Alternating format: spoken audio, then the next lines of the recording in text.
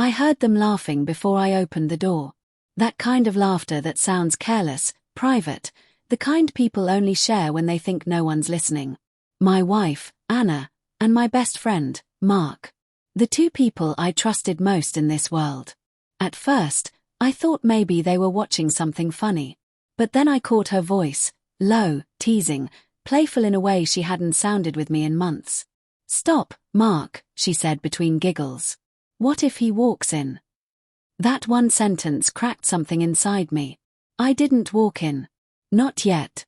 I stood there, hand on the doorknob, staring at the wood grain while my mind replayed every time I'd seen them laugh together, every moment she'd insisted I was paranoid, every night she'd claimed she was too tired. The puzzle pieces fit too perfectly now. When I finally stepped inside, the laughter died instantly. They were sitting on the couch, a little too far apart to be casual, a little too guilty to be innocent. "Hey," I said, my voice quieter than I expected. "What's so funny?"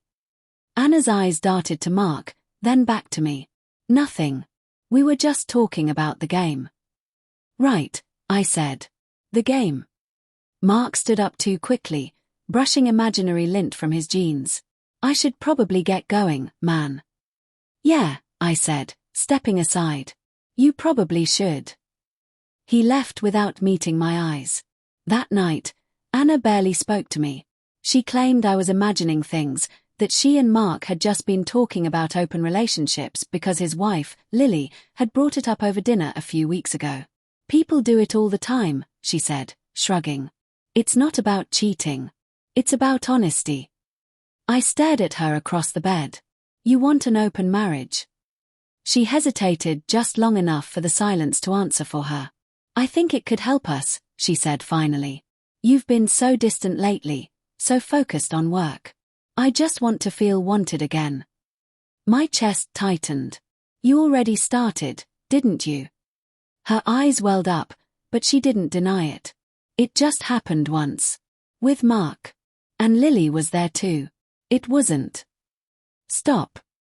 My voice broke. "You slept with my best friend and his wife, and you're calling that an open marriage?" Tears spilled down her cheeks. "It wasn't like that. It wasn't about hurting you. We thought it might be freeing." Freeing. That word echoed in my head for days. While she slept, I lay awake staring at the ceiling, wondering how love could twist itself into something so unrecognizable. I'd built a life around her, sacrificed time, energy, pride, only to find I was just another character in her experiment in freedom. But I didn't explode. I didn't throw her out or smash things or scream. No, I smiled. And that scared her more than anything. "Are we okay?" she asked a week later, her voice cautious. I smiled again. Better than ever. That's when I started planning. Mark owned a small construction company. I'd helped him with some paperwork years ago, enough to know he was skirting taxes. His wife, Lily, was sweet but naive. She trusted him blindly, just like I'd trusted Anna. So I started visiting Lily when Mark was working late. I told her I needed to talk about what happened between them. I made sure to sound broken, vulnerable, confused. She listened. Then, slowly, she started talking too, about how she hadn't wanted any of it, how Mark and Anna had pushed her into it, how she'd felt sick afterward. That was all I needed. Over the next few weeks, I gathered everything. Texts, photos, messages Anna thought she'd deleted. The timestamps told the story clearly, the work dinners, the girls' nights, the weekend she'd visited her sister. I found everything. But revenge isn't about rage, it's about precision. So I waited until Mark invited us over for dinner, pretending everything was fine. Lily looked uncomfortable the moment she saw me, like she already knew what was coming. We sat down, clinking glasses, pretending to be civilized people. Anna laughed, maybe a little too loudly. Mark bragged about his new business deal. And I waited until everyone had a full plate before I leaned back and said, "You know, I've been thinking a lot about honesty lately." Mark froze mid-bite.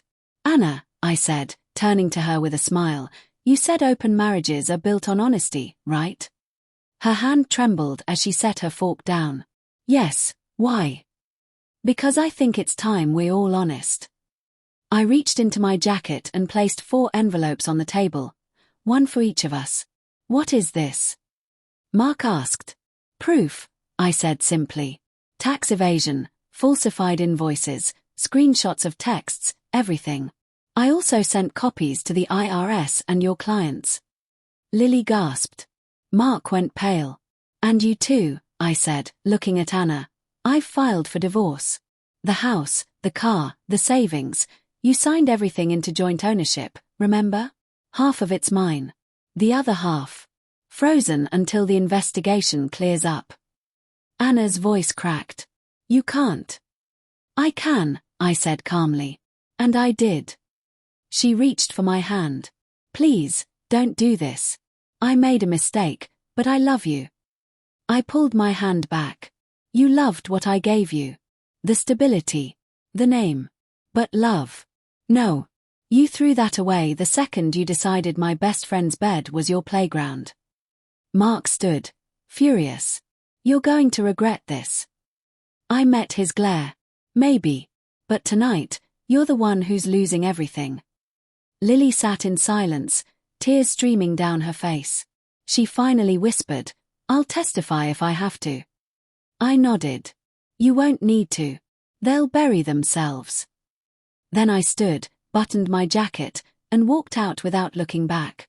The night air was cold, sharp, almost clean. For the first time in months, I felt the weight lifting off my chest.